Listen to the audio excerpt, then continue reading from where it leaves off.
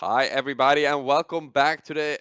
I was about to say something else. Nexus Collegiate, where we're in the middle of a quarterfinal in between Sweden and UK. Paragon versus BUU. BUU taking home the first game. Paragon taking home the second. This is a best of three. We're gonna move into game three. My name is Zzleeper. I'm here together with Hatten. Hi, Hatten. Hello, it is me again for game Oh, 3. did I mute you, bro? No, but it has been an interesting series so far. B2U taking the first game pretty handily, and then Paragon taking the second game pretty handily after mid game. Obviously had some issues with draft that they fixed coming into game 2, and they played much better. Felt way more confident in their play, which really showed in the team fights. But for game 3, it is obviously up to B2U to now adapt to Paragon's adaptation. And I don't know, it feels like it's going to be a banger. Yeah, Diego has 100% win rate today, guys. So that means that the team that gets Viego wins. Easy peasy. Just secure Viego and you won the game. Exactly. That's I it. mean, it's that easy. We don't even have Uh, to play the game. Like, if they don't ban it and they first pick it, it's over. Like, well played, guys. You're going it's to just OP. playoffs. But Just OP. Paragon, they are going to be on blue side, and BTU are going to be on red side, which means that Paragon, they have the option to first locking in that Viego if they want to. But if they don't, rather BTU can obviously go ahead and ban it, so they can't, and then no team will get Viego, and then who knows who's going to win. Uh, or Paragon first pick something that they feel is more higher value than Viego, and then BTU can pick it up for themselves. So it is a bit of a contentious pick where it is actually going to go. But I don't know. I'm just excited to see how these drafts are going to pan out. So, BUU taking home game one, where it felt like Paragon had absolutely zero draft. Going into the second one, it was quite even when it came to picks and bans. But Paragon, after having a hard early game, actually, because Null was dominating on the map, actually came in really well into the game. Like you said, they were way more confident. UK just felt that game and took it over. It looked easy. Like, last was going crazy. Last didn't even care. He flashed twice to get solo kills, and he was not even punished once. This man was an absolute legend for UK, and right now, I mean, he's the biggest problem going into game three. Yeah, he was a massive issue in game 2, and I don't think he played all that bad in game 1 either. It was just that obviously the mid jungle kind of fell apart, but it was him and it was the top laner who kind of were afloat in that game 1. And in game 2, they really popped off, both of them. But coming into game 3, it's all about keeping that momentum going. If you won the last game, you have that extra, bit of energy with you coming off of that high. So it is for on B2's side to take it on the chin, get up again, take it from scratch, and just recover from that loss, and enter this match with fresh minds and a fresh feeling in the team. I'm just quickly gonna ask, do we know who's playing blue side and red side? Yes, Paragon We're Blue about to and find out, B2. everyone. Okay, There so we go. Paragon is blue side, B2INT UU is red side. And like I said earlier, whoever picks Viego will win the game, guys. You heard it here first, unless they ban it. We are going to see where it is going to go, but I mean the bans remain relatively similar. It seems like Caitlyn, Corki, and Lilia have been really high prio, Karthus as well from either team, but this time we see Paragon also banning the TF and the Lilia. Are they going to GG, first like guys. the Viego? It seems like GG. it seems like a pretty no brainer, really. It's just GG, guys. I told you. Whoever picks Viego wins the game. If Paragon picks Viego, okay, GG. UK is going to playoffs, everyone. That was a quick game. Quickest game of the season, I think. Quickest game in the world, I believe. We'll see. But Static is going to be on his Jinx yet again. Forslund might be playing the Jace, could also go top lane here. So they are playing with a bit more range than they have traditionally in this series. Let's see what Paragon decides to pick up next. It is still very early to talk about draft in a larger sense, but Twitch, it's a bit of a question mark for me. Maybe that's something that Lastbet is known to play. I'm not quite sure. I mean, what? Yeah, I'm gonna enjoy that pick. But last game, Sack played Braum and did that perfectly. It was so good at defending last, and we'll get Braum once again. I think that should also have been a pick that B2INT like punished a bit more. Maybe they have something spicy. Maybe they do. It is going to be the Shaco for Nord, which is, yeah. Finally, he picks that pick. I see that you're surprised.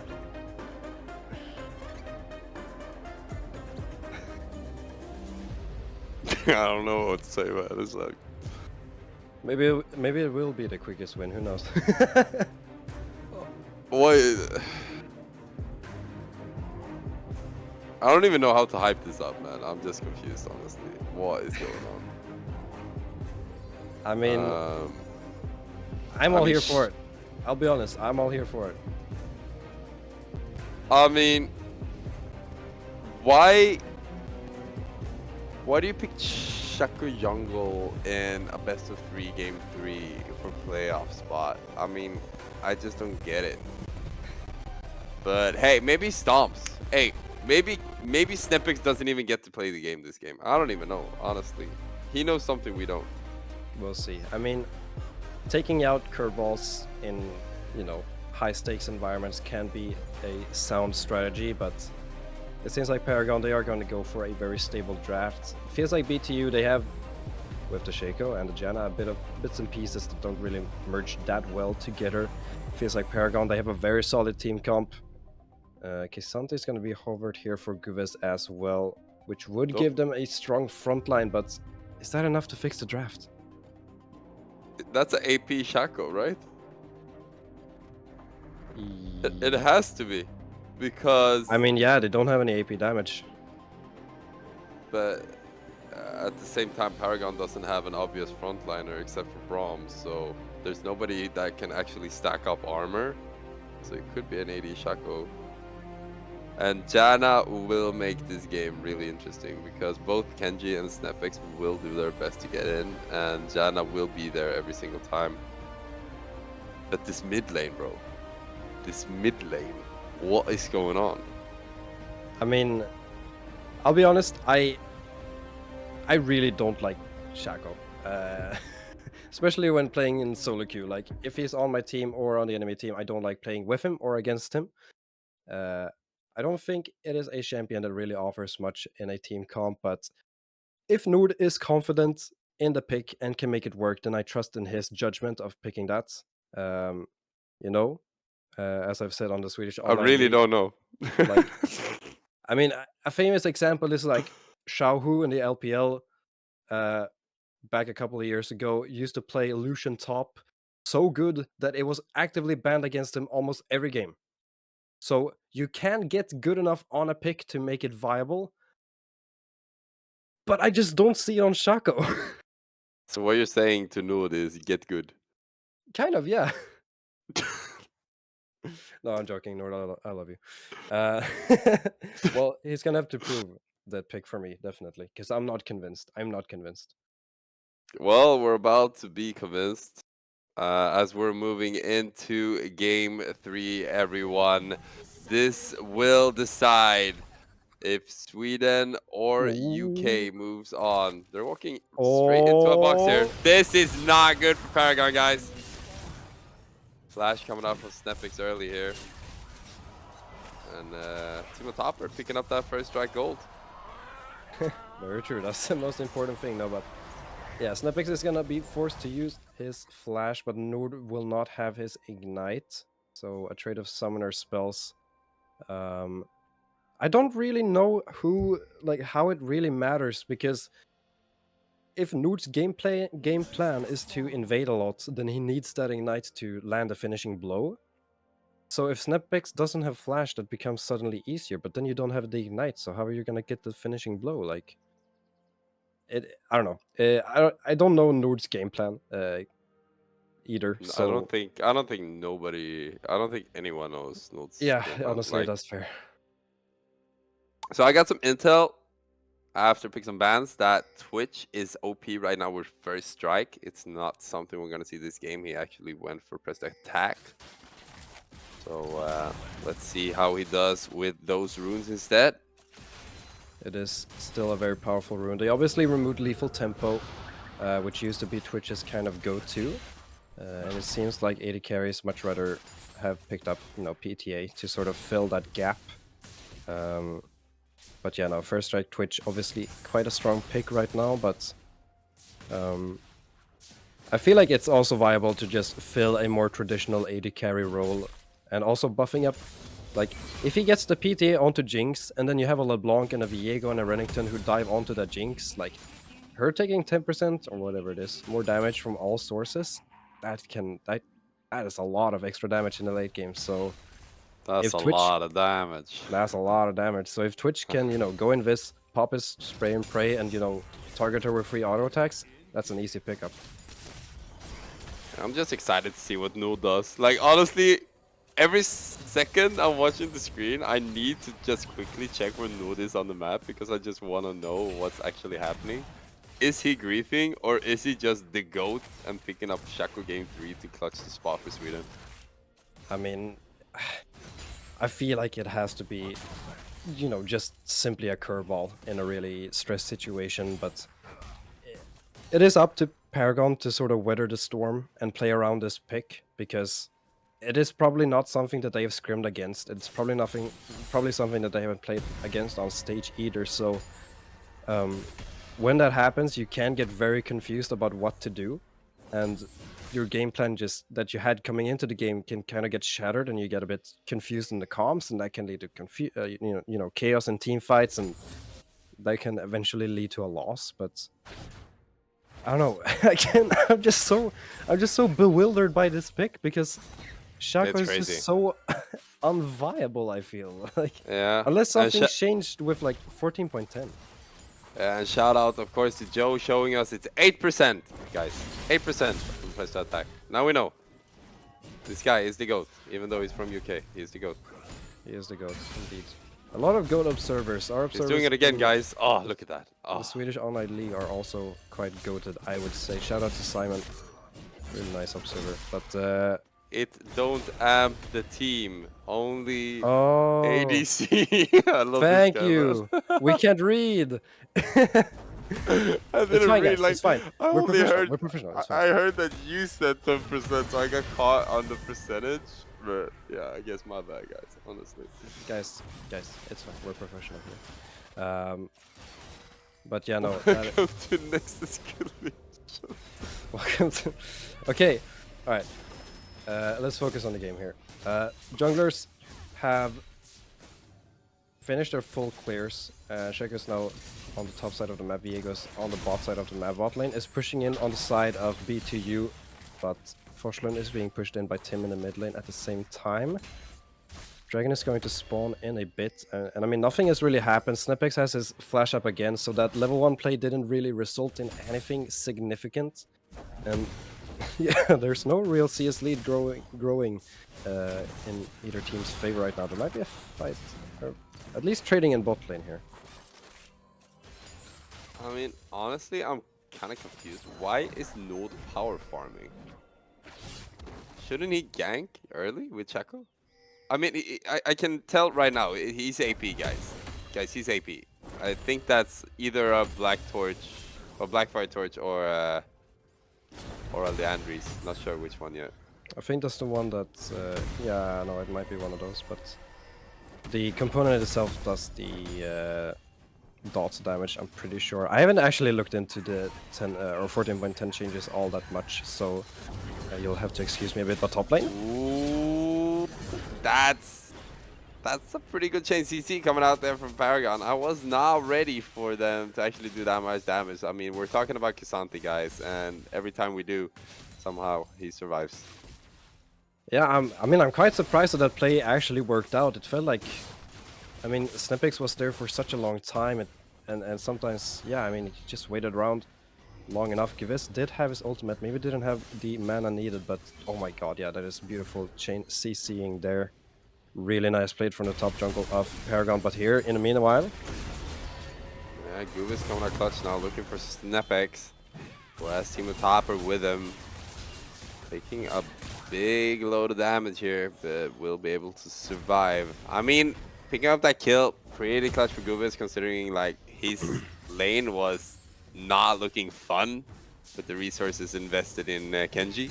And now all of a sudden, it feels like it might be tied out again. Yeah, it's a nice play, but unfortunately this wave is going to crash for for him, so he's gonna be missing a bit of that gold. Nord is in the area, but not close enough to pick up the wave, so yeah, Guves is going to drop a lot of CS for this play, but does get a kill, which evens out the difference in the top lane here. On the bot side, though, it seems like Static and Dynova managed to get a reset. Last passes BF Sword already, which is a nice pickup on the Twitch. Means that your all-ins are way stronger. Although objective-wise, B2U are the ones who picked up the first dragon. And the crops are still standing, but we did see that Paragon managed to pick up 2 before Gudas eventually roamed down. But yeah, it is still a very stable early game. Where do you think the first bits of action is really gonna come here, Zzleeper? In 35 minutes. Nice. Yeah, and honestly, like that's what it feels like right now. The only place that action has taken part is in a lane with a bruiser and a tank. I mean, do they even want to fight? I mean, what's going on? I don't know if they want to fight, but if we're gonna talk about such late, we can also touch a bit on the scaling aspect of this game, because Twitch does scale very well, so does Viego, so does LeBlanc as well, who turns into a one-shot machine. She is gonna go for the AP build. Thank God Static Shiv LeBlanc no longer exists. So Static is gonna have a bit of a hard time trying to survive against that pick, and with Viego and Renekton diving onto her as well. It is gonna be down. Hang on. Guves being spicy in top lane, looking for Kenji. Has to use his ultimate to survive the siege of Casante. And now SnapX will be able to pick up that last grub that he was denied last time because of Guves. But yeah, I mean, as I touched on, like, I think the scaling aspect on the side of BTU, they have a lot of range with Static and Forslund if they can start poking away at some of these squishy champions on the side of Paragon. At the same time, though, they have a Braum who can soak up a lot of that damage and give his team an opportunity to, enter a fight, get ready. What happened here? Oh my god, he took a ward, oh, guys. No. A ward kill. Joe, I love Joe. I love Joe. The fact that we got a replay or a zoom in on a ward, guys, come on. That's just... Yeah, honestly, applause in the chat, guys. Yeah, come on, guys. This is quality League of Legends. This is goated. This guy's just the best. Nord is looking for something in mid lane, though. We'll put down a knife. Oh my god, Nord did something, guys. Nord did something. He bought Dark Seal, and then he did nothing, and then he did something. And now he's farming. But yeah, no, it is yet again a very quiet early game. No team with a really big significant advantage. It is Paragon who are kind of pulling ahead, but not by a landslide really. And yeah, it is going to be interesting. I'm kind of looking to see how the mid laners can get activated in this game. It feels like Tim has had the most agency in the mid lane for the moment. So if he can get a roam up the top or down to the bot lane, preferably bot lane, because Kisante is very hard to kill. If he can start influencing that lane and get Twitch ahead, that's going to be really, really bad for BTU. And also, if he can chunk down Forslund, that's an easy pickup for SnapX as well, so this LeBlanc will have a lot to dictate in the mid-game. I mean, 10 minutes have gone by and nothing has happened on the map. They traded neutrals, 3 grubs for Paragon, 1 dragon for in the way that you play the game, I guess. Both junglers just power farm, both at 91 farm, not slowing down their tempo whatsoever. I mean, what am I watching? Like, what? It's a great time to be a play-by-play caster. It's a great time to be a color caster, I'll tell you that. But Yeah. you know, BTU, they are sitting up around this dragon here. They have a lot of control at the area, but Snipix is there. They have Forslund to try and push down the mid lane wave, but Tim is gonna TP in. I don't know if PRG really want to fight this. They have given up a lot of control. And even though they have first item onto Snipix, it does seem like, yeah, they are going to give this neutral objective up. So second dragon does go over to BWU. And it seems like there's going to be a Cloud Soul maybe down the road for either team. So Dragon Soul stacking on the side of BTU, but with only 2 dragons, it's not the, you know, the alarm bells aren't really ringing for Paragon, but it's definitely something that they have to keep in mind as the game goes on. Yeah, and if we follow the tempo or the pace of the game that we did before, then it should be 3 grubs for Paragon, and then another 5 minutes of nothing. We shall see if that happens. They're standing on a ward. They're honestly standing on a ward. Double flash coming out for BUU will keep them alive, but kinda awkward standing on a ward. They think they're safe. They are not safe. They really aren't. Last bit opens up on them. And yeah, both of them forced to flash away immediately when they see Snapback. So, I mean, they might not seem much in the moment, but suddenly Static and Dinova have big targets on their backs for Snapbacks or Tim to try and collect down in the bot lane. And we talked about it. If LeBlanc is able to roam towards bot lane, well, now that the enemies don't have flash, that's suddenly a way easier play to, you know, decide to and also pull off. But here, seems like the grubs are the big focus. But yeah, no, we're just gonna. They got one. They got one. They did get one. But yeah, Snapix is gonna be able to pick up 5 here. Which is obviously nice because that spawns the extra amounts of void grubs when you siege towers and also when you pop the herald. And also 5 is a bigger number than 1, and that means it's better. Yes, Zzleeper. That's true. Yeah. Thank you. Math. Math. Not meth, math. But yeah, no, Nord is just gonna be on the bot side of the map. Both junglers are sort of mirroring each other right now. The next objective on the map is going to be the Herald, which is spawning shortly. And for the moment, Paragon are the ones with the most amount of control over that area, but we're gonna see. I don't think with the item spikes that PRG have that BTU really want to roam up, you know, Static and whatnot to that fight. So I think that the Herald is gonna go over to the side of Paragon unless something really wild happens. We do see pings coming down, though. Do you really think something wild is about to happen in this game? I mean, maybe. No, just kidding. I was about to play by play, then I was like, nah, I'm good. But yeah, Nord did ping the Herald, so they clearly want to go there, and Snapix is at the bottom side of the map. Maybe trying to look for something at the flashless AD carry. They, like you said, don't have flash stun coming out early here on Static. Ooh. The Nova wants to defend his AD carry, but cannot. Snapix with the reset, and now very perfectly executed from Paragon, who would kill him with the toxic waste flying around in the air, suffocating you from the inside out. Beautifully played there from Paragon.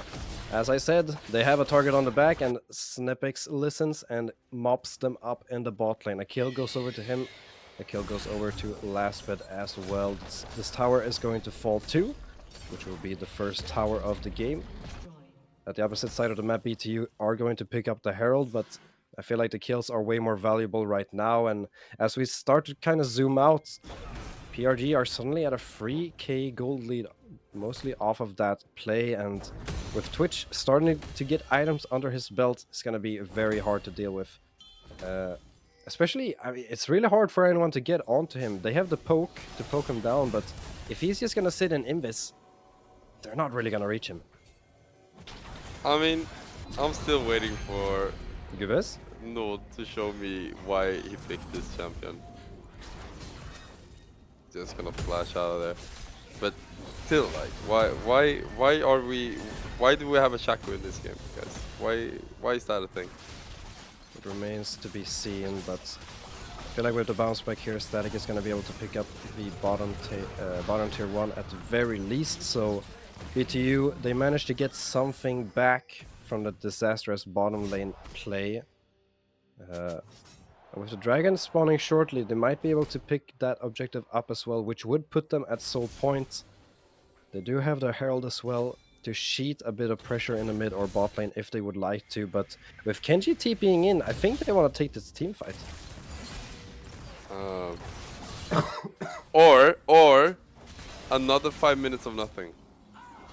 I think there's going to be a massive team fight. Their sack is very low though. This might be hard for Paragon. I'll raise you nothing though. We'll Okay, see. This doesn't have Node can TP, so for stack the moment up. it is a 5v4. Yeah. Let's see if they can find a pick here. Team on top of the one moving in, but it's very difficult for them to start a fight because they don't know where they put out the boxes. As Nord is trying to confuse enemy team with the clone. He says, look here, and then he goes there and stuff. And once again, not a fight, just a dragon. Amazing. Not a fight, but I mean, Paragon might be able. No, they won't be able to take this mid to. Nothing is happening, bro. Why is nothing happening? BTU are able to pick up this Dragon Soul point. Lastbit might try and stop Forsland here from backing, which would be a fine play to do. But yeah, I mean, B2U, they are going to take a reset here. Jinx have picked up the Kraken Slayer for herself, and first items are starting to roll out across the board. Not quite sure which one is the strongest though. I feel all of these champions are pretty happy with their first item pickups. Eclipse on Renekton is really going to help him be that sort of, you know, one shot against Static. Going for a bit more, you know, bruiser damaging type of build instead of frontline, since they do have the Braum to act as a pseudo frontline. But yeah, no, Paragon's comp is all about protect Lastbit and let Tim, Snepex, and Kenji dive the backline, kill Static, kill Forsland, and then win the team fight. The only sort of ace-up BTU sleeve is Nord. If he can disrupt the backline, then he could possibly buy enough time for the rest of his team to dish out the damage that they need, because they are sitting at a lot of upfront burst with the Jace and with the Jinx, so if they can land the poke, dish out the damage that they did onto Zac in the last team fight, and onto Tim actually, who dashed over the wall and then took very low by Forsland, then they can sort of keep Paragon at arm's length, but yeah, no, we're gonna see how this game actually develops. I mean, if BUU secures next dragon, we will have an Elder at almost no time at all. Guv is now going crazy in top lane. Forcing out Kenji's ultimate, just trading ultimates, honestly. I feel like we've seen that a couple of times now, and they should realize they cannot kill each other. It is sometimes worth it to just blow that ultimate, blow some resources, just so that you can try and shove the wave. If we're taking a look at the minimap, Paragon have a lot of vision around the top side here, so they clearly want to set up around this Baron, which is spawning shortly. Thank you very much, observers. At the same time though, BTU, they are in the mid lane. They're not really trying to do anything for... I mean, they're trying for like a pseudo 1-3-1, but it's not really, you know, gaining them anything except for mid push. They're gonna pop the Herald here, so at least they are trying to wrestle some control back over the vision around the Baron pit, which is, you know, a very valid play. They also get a lot of damage down onto the mid tier 1, which they want to take down, which they will. Snepex might be in trouble if he walks over a trap, though. Goes into 3 members. Oh my god, that is beautiful. Just making him show himself whilst walking over a jacket box. Look at all these boxes. Is Nord Shaco just good, too good, and might be able to secure the playoff spot? I mean, we've been kind of toxic against this Shaco so far. We haven't seen him do that much on the map, but this is the first really big play we see Nord doing as they try to force out this Baron, everyone. We see Team Topper coming from the flank. They're fighting Guves. They know where Team Topper is right now. Baron going down to 3,000 HP. A lot of healing coming up from Dunova as Last gets picked off by Guves. And now the fight will begin. Nord secures Baron. Zac is low. Goobis together with Nord and Denova will be able to pick up this kill as well. And now in top lane, Fosleon, look at him. Setting his aim. Missing. Using his basic attack. Missing. Walking up. Missing. And Kenji will survive, guys. Ooh, that was close from Denova, actually. Really, really nice play there from BTU. Manages to find Snapx who overextends yet again. And then this team fight, they have a bit of indecisiveness, but when the moment really comes, they really choose their key target. Guves manages to snatch last bit over the wall, which K'Sante is so known to do. Manages to get the Q3, takes him over the wall, completely assassinates him. And then Tim gets a lot of damage down onto Static here in the backline, but Static manages... Oh, he actually doesn't manage to survive, but he buys enough time for Zac to eventually fall. Forsland tries to flash in to finish the kill onto the Renekton as well. And here we see the play that started everything. Snapx does not respect what it couldn't see on the air. So does fall, gives the Baron over to BTU. The gold is even for the moment. What's left to be seen is how BTU is really gonna use this Baron. Yeah, I think you fell on the water there. Oh. Are you back, Hatten? Oh, hello? Hola? Am I back? Hello. New phone, who this? New phone it is. Am I back? Did I cut out somewhere? Yeah, you're back, you're back, you're back, you're fine. You're absolutely fine. What a replay. Thank you, Hatten. That was good. Thank you. We heard you through like 95%, so it was a good replay. Oh, okay. Then you were under the water. Then you were like boop, boop, boop, boop, boop. That's good enough for me. Yeah, it was good, it was good. But yeah, no, BTU, they are going to try and use this Baron to the maximum potential that they can, but Guves might be in trouble. Guves is never in trouble.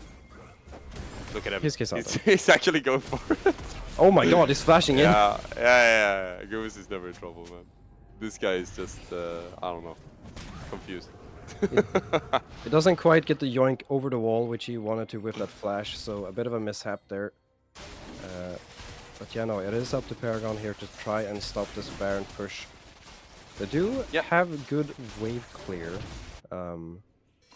Well, actually, no, they don't have immaculate wave clear, but Twitch can slow down the wave quite a bit. LeBlanc can clear it out once BTU leave. The issue is really just the range of which BTU can, you know, poke them down when they're trying to defend a tower. Well, I sense a momentum starting to build up now for BUU. They took Baron, they took Soul. That's what Paragon did last game when they won. Let's see if it is enough. No trying to trick Kenji, but he's standing on a ward, guys. He has a lot of boxes, though. Could we see a great escape? Ooh, he fooled them. He's fooling everyone. Really nice play there from Nord. Man, does choose to go backwards instead of forwards, which puts him out of harm's way from Zac. It doesn't really do anything except look kind of cool because the bot wave wasn't really pushed in, neither was the mid lane, which just got cold. But as you said, or mentioned, which I kind of missed, is that BTU, they did pick up the Cloud Soul. I don't really know how much the ultimate haste is going to net them. I feel like the out-of-combat movement speed is the thing that's really gonna matter in this situation. Especially for Shaco, who can, you know, run in, put down boxes, set up around objectives much easier. And also for maybe K'Sante and Jinx to roam around the map. I think ultimate haste will be most important on full Last swim. bit. That will be goaded on Jace. He needs less cooldown on his ultimate. That's true, actually. Yeah, for sure. He can get out his cooldowns way quicker in his combo, so... But what I'm kind of thinking about is, as you mentioned earlier, the Elder Dragon is really what I think is going to dictate this game. If BTU give Paragon an opportunity for a Smite steal, then the game will basically boil down to a 50-50, even if the Baron goes down. I feel like with these types of comps, they both have a sort of reset comp. If Jinx gets a reset with the Elder Drake, they basically just win the team fight. If Viego gets a reset with the Elder Dragon, they're also basically just gonna win the team fight and end the game. So It's up to BTU to sort of keep Paragon away from that opportunity, but it's up to Paragon to try and, force a fight which they win, try and get the Baron, try and wrestle back control over the map, because as we look at the minimap, bot wave is pushed in, top wave is pushed in, and mid wave is pushed in as well, so it is hard for them to really do anything right now, and it is BTU who has the control. I mean, I'm feeling so bad for Sack. He's doing such a hard job trying to get some information into the jungle, and Notice just neglecting him everything. It's so difficult. Daddy taking a lot of damage though. The burst coming out very big here for Timo Topper. Yeah, Timo Topper really reminding us that he is still in this game and does deal a lot of damage onto Static, and I mean, when we sort of, again, from a bird's eye point of view, Static is yet again falling behind in this game as he did last game. 3 levels behind of Timo Topper. 0-2-0, only has 2 items under his belt. Like, this Jinx is not in a position to really carry team fights. And it's mainly just Gubes and Forsler that can. I mean, if you don't have a sweeper, you cannot do anything in these situations. Look at Null, he's taking down everyone to like 50% HP. Everyone in BUU just has to wait for Null to do damage. Zac is 50%, Timo Topper is 50%. They have to reset, and now boxes will protect them as they start Baron. It is actually really smart play there from Nord. Just tries to stall a bunch of time. Zac gets very low. Timo Topper as well. Now Snapix might be in trouble. Ooh, look at Gubes. Actually going really hard here. That was an easy kill. Nord is low though. Doesn't have his ultimate. Cannot hide if they go in. But Kenji is doing a lot of damage. Nord wants to take Baron, will do so. And the kill goes over as well. And it looks like Sweden might have the momentum they need to take home this game. Last, just staying out of vision. There's a reset on Gubes. He has teleport available. We'll use that bot lane as the rest of BUU siege mid. I mean, do we still doubt Shaco? I mean, I don't know. It is a bit contentious. I don't know if it, like, every play is either outplay or misplay. And I feel like Paragon might be a bit confused as to what to do with the amount of boxes that's just everywhere. And so Nord can just kind of, like capitalize on it. But yeah, I don't. It's very unfortunate for Paragon. They try to go in, but they kind of went in at different times. Snapix gets caught. Kenji tries to go in afterwards to salvage the play, but Lastbit wasn't in position. Timo Topper wasn't in position, and Snack was just running back. Now, however, the Elder Dragon is up, and it might come down to a flip, so this game is not over yet. Look at Nord just going in on Snapix. They almost pick him up, flashing away from the Megadeth rocket. I mean, why does it feel like BUU is just playing around the map? They're just having a good time. And Paragon do not know how to respond to this. They have absolutely nothing. If he... Oh my god, that was close. I think that would have killed him. I don't know why it didn't proc though. It looked kind of weird. He's still in this when he backs, if he's in the shadow. Okay, Clone is stepping up big here. Look at that Clone, guys. Behind. Look at Lastbit. Clone is goaded as Gubes goes in and secures the first kill in this fight. Zac trying to run away. Snap is the next one to fall. I know I should hype this up more, but it just feels like nothing happened all game, and then all of a sudden they just went crazy. Sweden moves on, guys. Sweden moves on. I don't even know what to say. This game was so weird. This is the weirdest game I ever casted in my entire life. I have no idea what just happened. It was an interesting game, for sure. It's hard to kind of boil down. It was very hard to boil down. A lot of different things happened in this game. If we had an analyst desk, I'm sure they would do a much better job than us. But yeah, no, I don't know. It felt like at the crucial, at sort of the crucial moments, the Shaco boxes really were the difference maker, which is very ironic considering how much we bullied the Shaco pick and picks and bans. But I'll be I honest. know Null told me he has Shaco as a pocket pick. Then he never used it in the season of Swedish Online League, and I was like, yeah, okay, he's just memeing. I mean, he's not playing Shaco. That would be weird. I mean, he already has Nuno, and that's kind of weird. And he actually picks it in game 3 in a best of 3 where they could potentially be eliminated from the entire tournament. And he just clutches it out. I mean, Joe showed us, like, even though they haven't been topside in a billion years, there's still 3 boxes up there doing their job, giving vision, doing damage, doing everything. I mean, the Shaco pick was clutch. That was just insane. Yeah, no, it did work out in the end. Um, but also props to Paragon. They did play very well, adapted beautifully onto game two, and I mean they still had a strong showing in game three, all things considered. Just a couple of mishaps, jungle getting picked off, and then uh, BTU were able to get the Baron, and then it just kind of fell apart from there. But up until that point, they were in a strong position. Tim was really strong on the LeBlanc. Static was struggling on the Jinx. So, I mean, if I was watching UKEL, I would be very excited for this team to return. Should we just call it Ukkel? Ukel, I know they will appreciate us calling it Ukkel. Ukel, I don't know. So Ukkel is eliminated, guys. Paragon finishing second in Ukkel and finishing first in NLC RPS. But in the Nexus Collegiate, they are now eliminated, making Sweden put another team on the board here. KDHFF and B2INT UU will represent Sweden for the playoffs in 20th of June. That's the Royal Institute of Technology in Stockholm, and it's Tampere University from Finland, and it's Uppsala University also from Sweden. We have one semifinals left. It's Saunatarva ja Kirves and Justice. That was honestly my Finnish accent. I don't know how to speak Finnish, but I think that's it. And they come from the different universities all around the Nordic and Great Britain scene. But this is the greatest showing of a UK team we've seen so far in Nexus Collegiate. Yeah, it was a really, really, really strong showing from Paragon, and